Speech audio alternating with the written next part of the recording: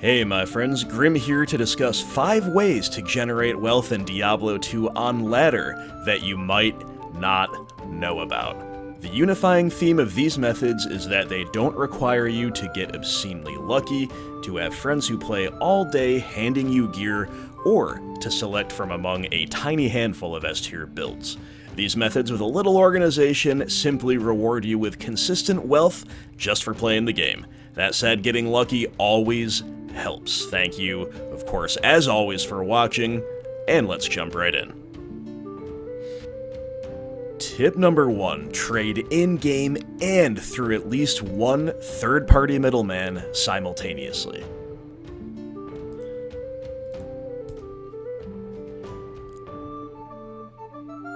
And a brief detour to get a deal done, illustrating the principles we're about to explain.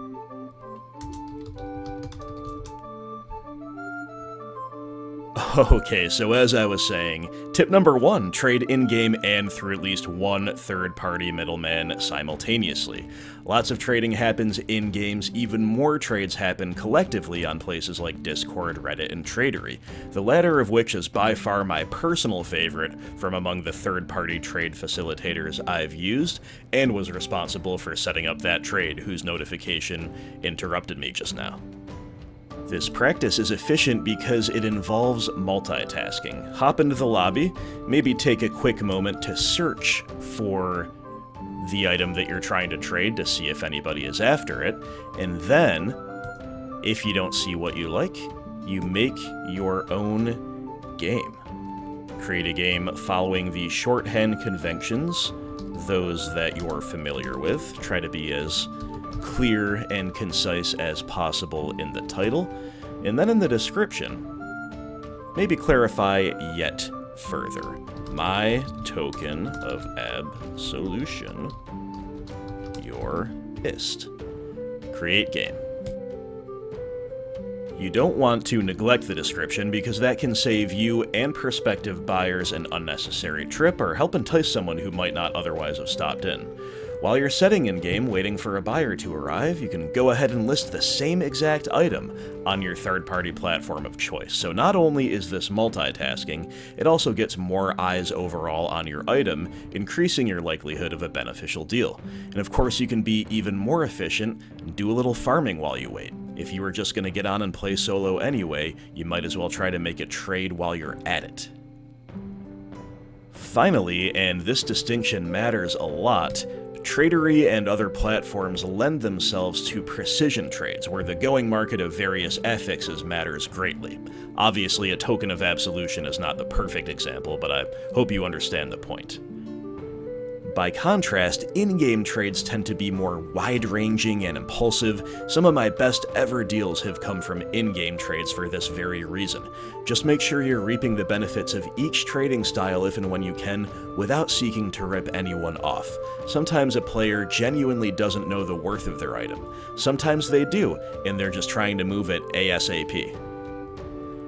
Tip number 2, do not neglect bulk trades. Perfect gems, junk jewels, and even certain low runes in sufficient quantities are all guaranteed conversions to high runes. These are all deals I've personally done in the last week or so. 44 perfect ruby for Vex, 13 hell for Vex, 46 perfect skull for Ohm, 140 perfect gems for low, and again for 2 Ohm, 40 perfect ammies for low. Even low runes like Eth and Neph are getting in on the act. This is what I mean by gaining wealth from just playing the game.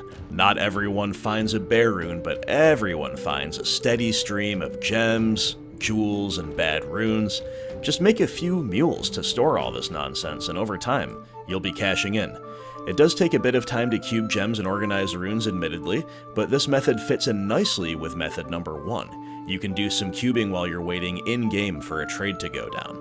It's also nice to be able to sell lots of mid-tier items early on ladder, stuff worth around a pull rune, and set your asking price for pulls or gems. For these items, I tend to ask for pull or 3 perfect amethyst, or 10 perfect gems, something around that, and it works like a charm. Eventually, you won't even bother picking up such a things to even sell, but when you're starting off, it is enormously helpful. Tip number 3, know thy character and farm efficiently.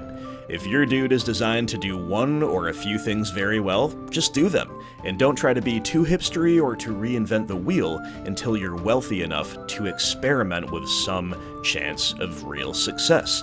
Does that sound boring? Well, I actually agree.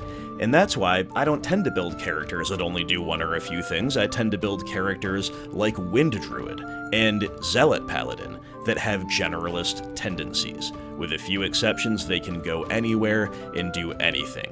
When you're able to farm most of the world, the game stays fun. It lets you execute longer clears when you're waiting for a tardy trade partner, or just when you feel like it. More importantly, assuming your character is strong enough to hang, it allows you to join high player count games and get to killing in whatever most desirable areas aren't yet claimed. Most of my own best drops have come from me doing exactly this in player 6, 7, or 8 games.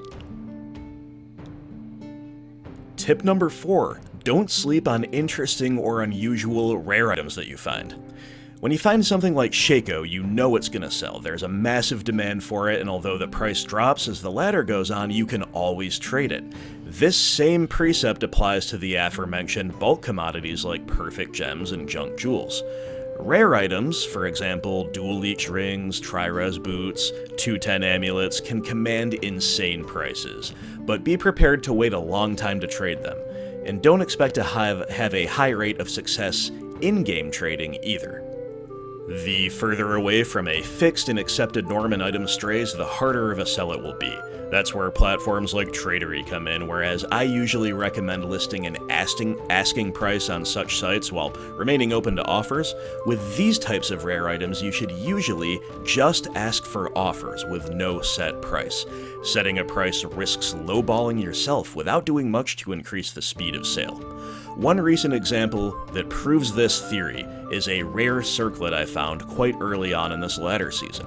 I thought it looked very promising, especially since it reminded me so much of the 3-socket, 30 faster run walk tiara and circlet I gambled last season when I was brand new to playing on ladder. I figured that all of the great affixes, like increases to life, mana, and especially that perfect all-res roll, might not be as good as a 3rd socket, but could be of real interest to some buyers. I asked for a price check on Reddit and Discord. Every single comment paraphrased was either, "That's bad," "decent for self-use," or "close but no cigar." One person told me I could maybe get ist, and I would have taken that at the time, but instead I just kept relisting it on Tradery until one day, out of the clear blue sky, a generous buyer offered me 2 bear runes. You got yourself a deal.